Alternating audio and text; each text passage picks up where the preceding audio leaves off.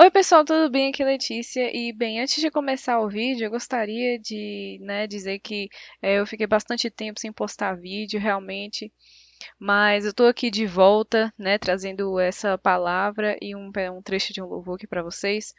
E, bem, antes de começar, a palavra e tal, eu pensei em fazer um momento de oração, eu acho isso muito importante. E eu acho que eu devia implementar isso nos vídeos. E como eu não pensei isso na hora que eu fiz, eu pensei em fazer aqui agora, gravando esse áudio. Então, fique à vontade, feche seus olhos, né, para que você possa se concentrar nesse momento, nessa oração. E vamos começar. Pai, poderoso Deus, Pai que estás nos céus, poderoso Deus. Agradecemos a Ti, Deus, por tudo que o Senhor tem feito, Senhor Deus, por tudo que o Senhor tem feito no nosso meio. Pai, em nome de Jesus, abre nossos corações, os nossos olhos, nossos ouvidos, para que a gente possa ouvir a Tua voz, Senhor Deus. Abra os nossos ouvidos, Pai, para que a gente ouça a Tua voz, Senhor Deus. Não nos deixe nos levar, Senhor Deus, pelas falsas doutrinas, pelas falsas ideologias que há nesse mundo, pelas mentiras que há nesse mundo, Senhor. Que o Senhor, Deus, possa abrir nossos olhos para Ti, Deus. Em nome de Jesus, que o nosso coração seja como uma terra fértil para a Tua palavra. E que a Tua palavra, Deus, venha ao nosso coração e cresça, Deus, como uma árvore próxima de um rio, Deus. E que ela cresça e dê frutos em nome de Jesus. Em nome de Jesus, que o Senhor nos livre de todo mal. E, Deus, que o Senhor possa nos purificar, Senhor Deus, de todos os nossos pecados. Em nome de Jesus. Amém.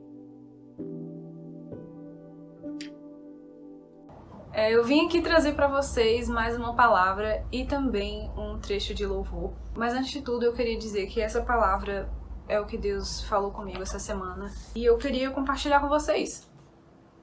E basicamente eu vi aquilo que está acontecendo com as igrejas do Chile, como que elas foram pegas de fogo, como que alguns líderes religiosos que se dizem cristãos aceitam, por exemplo, o pecado dentro da igreja como se fosse algo normal, e como outros cristãos, ao propagarem o que pensam e a serem sinceros acerca dos seus próprios posicionamentos, muitas vezes são atacados dentro da internet e fisicamente, pessoalmente, enfim, na sociedade. Muitas vezes as pessoas ouvem a perseguição à fé cristã, aos cristãos, como algo estúpido que não acontece de verdade. Já vi pessoas famosas até dizendo isso, que isso é uma invenção, que isso não acontece. Sendo que não é verdade. Mesmo. Bem, além desse caso em que igrejas foram queimadas no Chile, o que não só mostra um manifesto ideológico e político contra aquela igreja específica, mas sim contra a instituição igreja em si, ou a instituição da fé em si. Além disso, você pode observar, por exemplo, como que pessoas morrem, literalmente morrem, por professarem e dizerem que eu acredito em Jesus Cristo, eu acredito em Jesus como meu Salvador. Muitas pessoas morrem hoje em dia por causa disso. Na Nigéria, principalmente, no Oriente Médio, na Ásia, na Coreia do Norte, na China, e muitas dessas pessoas nem são documentadas. São presas, são mortas, são torturadas e nem são documentadas, mas aquelas que são documentadas. Aqui diz, de acordo ao dado da lista mundial de perseguição, a cada dia 8 pessoas morrem por professar a fé cristã. Então, assim, não é brincadeira, não é algo fútil, não é algo inútil, não é uma invenção, é um dado, é um fato da realidade. Isso não é novidade. Jesus disse que, bem, se o mundo me odiou, também odiarão vocês. Se o mundo odiou a mim, é claro que também vão odiar vocês. Se o mundo amasse vocês, então vocês também seriam do mundo. Mas vocês não são dele, vocês pertencem a mim. Então, isso não é novidade. Jesus disse que haveria perseguição e que essa perseguição e essa luta se intensificaria nos últimos dias. Então, as dores de parto, as dores de hoje que estão acontecendo, não só dentro também da fé religiosa, mas também em todos os outros aspectos, tanto de doença a gente vê hoje da pandemia, tanto de guerras, tanto de brigas políticas, de tudo. Tudo está sendo intensificado nesses últimos tempos. Desastres naturais, tudo. Há também aqueles que se dizem líderes da igreja, mas que parece que se colocam acima da palavra de Deus e vão lá e afirmam coisas que não tem nada a ver com a palavra. Mas o segundo ponto que eu queria falar é o seguinte: mas por que que isso acontece? Por que que, além da questão política e ideológica de que posições conflitantes normalmente vão gerar brigas entre as pessoas que acreditam em posições diferentes, além dessa questão, há uma questão claramente espiritual aqui que Jesus está falando. Não é só uma questão de eu discordar de você. Na verdade, Jesus fala em João 3,19 que aquele que pratica o mal odeia a luz. Porque aquele que pratica o mal tem medo de que suas obras sejam reveladas pela luz. Você tem medo de que suas obras sejam expostas, seus males sejam expostos. Você não quer ouvir a luz, você não quer ouvir o que Jesus tem a dizer, porque Jesus, ele é amoroso e por isso ele é um pai, ele é como um pai que corrige os seus filhos. E por isso ele diz: olha, meu filho, isso está errado, não faça isso, que vai ser mal para você. Muitas vezes nós, como filhos, a gente ouve isso e fica, sabe, fica incomodado por dentro. Mesmo que faça bem. Mesmo que a gente saiba que o pai sabe de tudo. O nosso coração é enganoso. O nosso coração, ele tem desejos íntimos, tem interesses próprios. E é quando a gente entra em contato com a luz da palavra de Deus, a gente é confrontado com ela. E muitas das nossas posições da nossa cabeça vão entrar em conflito com aquilo que está na palavra. E por isso a gente tem que pesar, a gente tem que pôr uma prioridade aqui. Será que o meu pensamento é mais importante? Ou é o pensamento de Deus? Ou é o pensamento daquele que eu creio? Será que minha forma de viver, o que eu acho está certo? Ou será que eu devia procurar aquilo que Deus acha que é certo? Se eu creio que Deus existe, se eu creio que Deus tem algo para minha vida, que Ele não só me largou do mundo, que Ele quer ter um contato, uma relação comigo, então eu deveria buscar e saber sobre o que Deus pensa acerca das coisas. E muitas vezes isso pode ser conflitante. Em Jeremias 17:9 diz que o nosso coração é enganoso. Enganoso é o coração mais do que todas as outras coisas, e perverso, quem o conhecerá? Então quando as pessoas dizem assim, siga o seu coração, acho que não é o melhor dos conselhos. Porque, de acordo com a palavra, o nosso coração, ele tem interesses dúbios. Eles têm, uma hora ele quer uma coisa, outra hora ele quer outra, ele nunca se satisfaz, ele sempre quer tudo. E se a gente dá ouvidos ao que o nosso siga o seu coração, se a gente for seguir o nosso coração, a gente vai estar morto no pecado, a gente vai estar entregue, né, aos males do mundo e longe da vontade de Deus. Aquele que perder a sua vida, esse a achará, mas aquele que guardar as suas vidas com todas as suas forças, esse a perderá.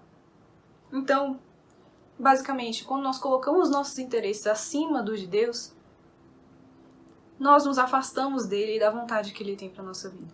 E por isso, o último ponto que eu queria falar é a necessidade da gente buscar mais a Deus nesses últimos dias. Sabe, eu creio que Deus ele nos dá a oportunidade da gente buscar Ele e orar a Ele, ler a Tua Palavra.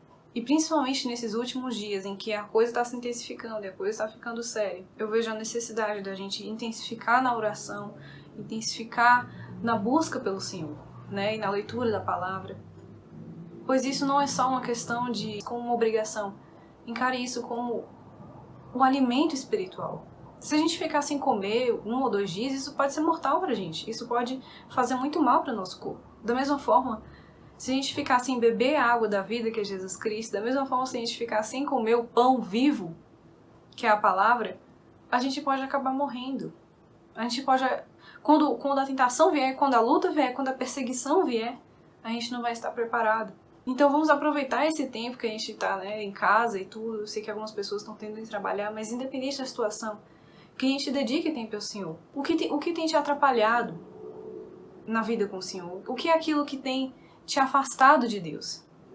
É bom a gente fazer essa análise todos os dias sobre aquilo que, poxa, o que eu fiz que será não agradou a Deus? O que eu estou fazendo que está me afastando do Senhor?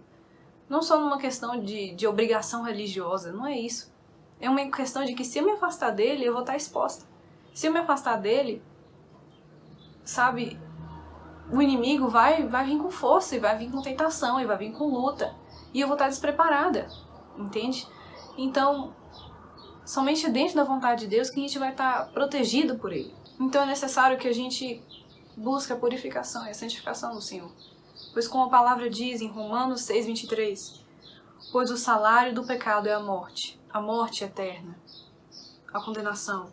Mas o dom gratuito de Deus é a vida eterna em Cristo Jesus, nosso Senhor. Então, o salário do pecado é a morte, nos leva à destruição do nosso próprio ser. Mas o dom gratuito de Deus é a salvação em Cristo Jesus.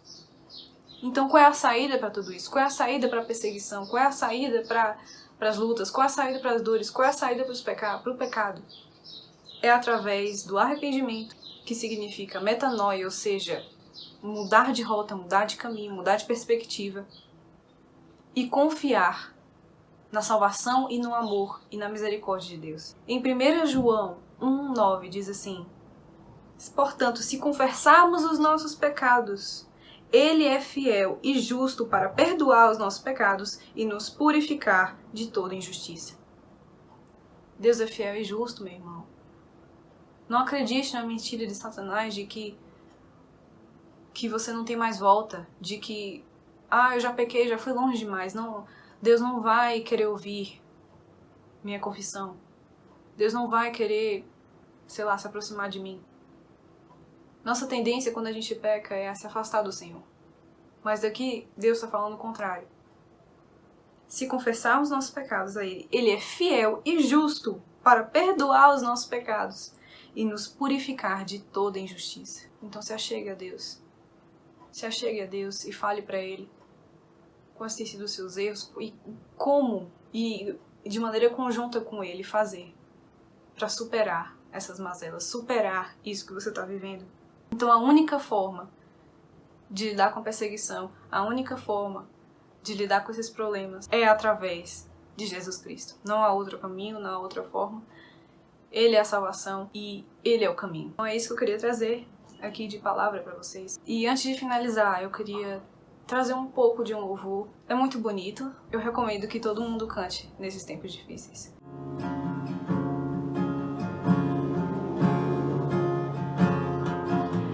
Choro dura uma noite, mas a alegria ela vem pela manhã.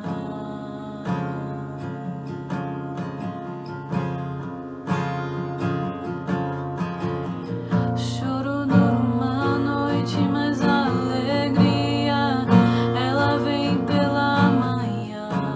Eu creio.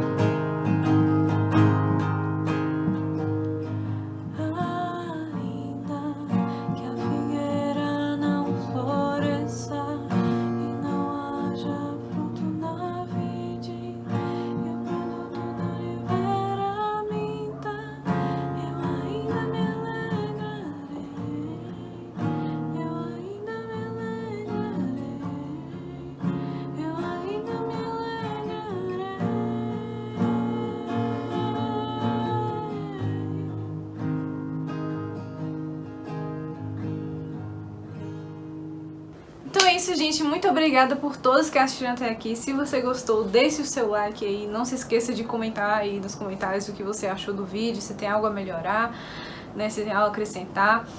E além disso, se você puder compartilhar com seus amigos ou com alguém que você gosta, essa palavra é muito bom também.